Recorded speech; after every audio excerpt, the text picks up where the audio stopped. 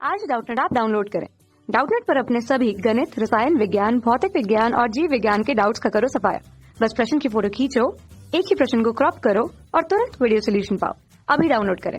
Hello नमस्कार दोस्तों, हमारा क्वेश्चन दे रखा है क्या भौतिक व रासायनिक गुणों के आधार पर, ठीक, भौतिक और रासायनिक गुणों के आधार पर धातु एवं अधातु में अंतर स्पष्ट करें। ठीक है, ओके। अब देखो, एक तरफ हमारी क्या है धातु और एक तरफ हमारी क्या है अधातु। ठीक, अगर हम भौतिक गुणों के आधार पर पहले व्याख्या करें, क्या भौतिक गुणों के आधार पर, तो दोस्तों होता क्या है कि भौतिक गुणों पर आधार करें तो जितने भी हमारे धातु होते हैं वो क्या होते हैं, ठोस होते हैं। धातु क्या होते हैं, ठोस होते हैं। ठीक, बिल्कुल ठीक। और जो हमारे अधातु होते हैं वो क्या होते हैं, हमारे ठोस भी होते हैं।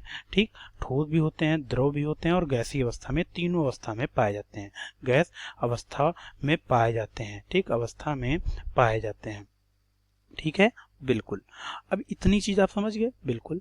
अब दोस्तों फिर क्या दूसरा पॉइंट क्या कह सकते हो, हाँ, लेकिन यहाँ पे एक याद रखिए कि जो आपका मरकरी होता है वो एक तरह का रूप में पाया जाने वाला धातु है। ठीक है, ये एक अपवाद है। ठीक है, ओके। अब क्या होता है कि इनमें क्या होती है, जब इनको पॉलिश किया जाता है, धातु को जब पॉलिश कर दिया जाता है तो इनमें क्या होती है, एक अलग तरह की चमक होती है। ठीक, इनमें चमक होती है, लेकिन पॉलिश करने पर जो है ये हमारे अधातुओं में क्या चमक नहीं होती। ठीक, चमक नहीं होती है। ठीक है, चमक नहीं होती। लेकिन अगर आप देखें तो जो हीरा है, हीरा एक तरह का क्या है, अधातु। ठीक, हीरे में क्या होती है, चमक होती है। तो हीरा हमारा एक तरह का धातु है, लेकिन इसमें क्या होती है, चमक होती है। ओके, ठीक है।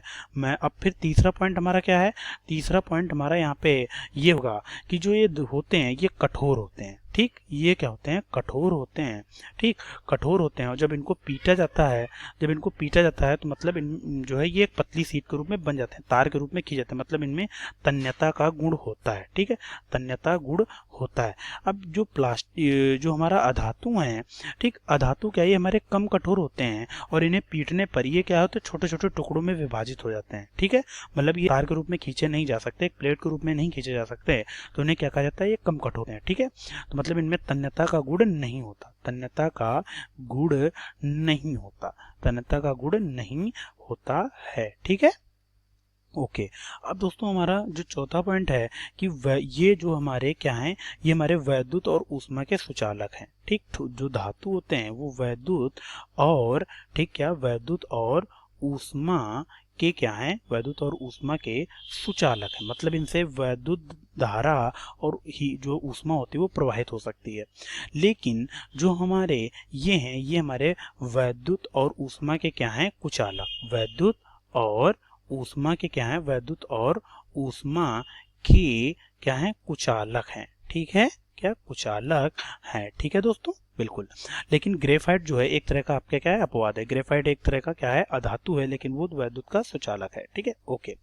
अब दोस्तों हमारा अगर केमिकल जो है रासायनिक गुणों की बात करें, रासायनिक गुणों के आधार पर, रासायनिक गुणों के आधार पर बात करें, रासायनिक गुणों के आधार पर अगर हम डिफरेंस करें, मतलब भेद करें, अंतर स्पष्ट करें, तो देखो क्या होता है।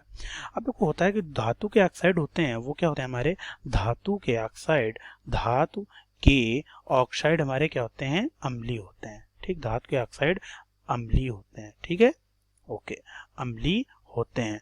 और जो हमारे अधातु होते हैं, ठीक, होते हैं अम्लीय होते हैं। ठीक है, ओके।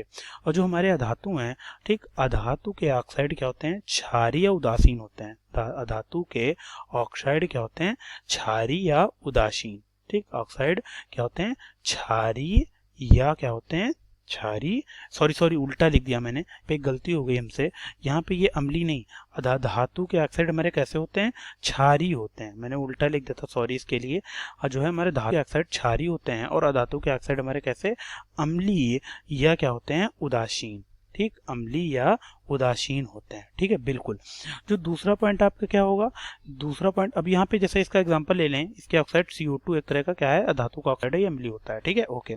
अब धातु अम्ल से क्रिया करके क्या, धातु अम्ल से क्रिया करके, धातु अम्ल से, ठीक, क्या धातु अम्ल से क्रिया करके क्या करता है, H2O को विस्थापित करती है। H2O को क्या कर देती है, H2O को H2O बता रहा हूँ, H2 हाइड्रोजन को विस्थापित करती है। ठीक, इसको हाइड्रोजन को विस्थापित कर सकती हैं। ठीक है, बिल्कुल।